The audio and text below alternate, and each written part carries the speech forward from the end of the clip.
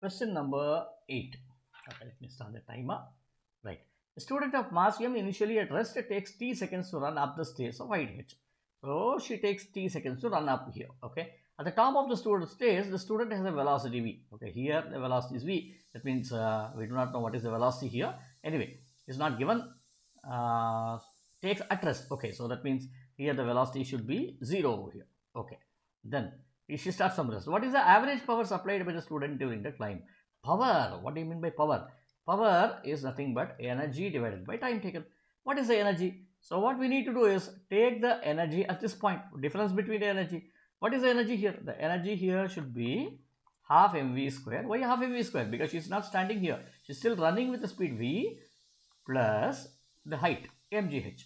mgh, right? So therefore, here this should now be equal to half mv square plus mgh divided by time taken. Any questions that we have here? mgh by t is incorrect.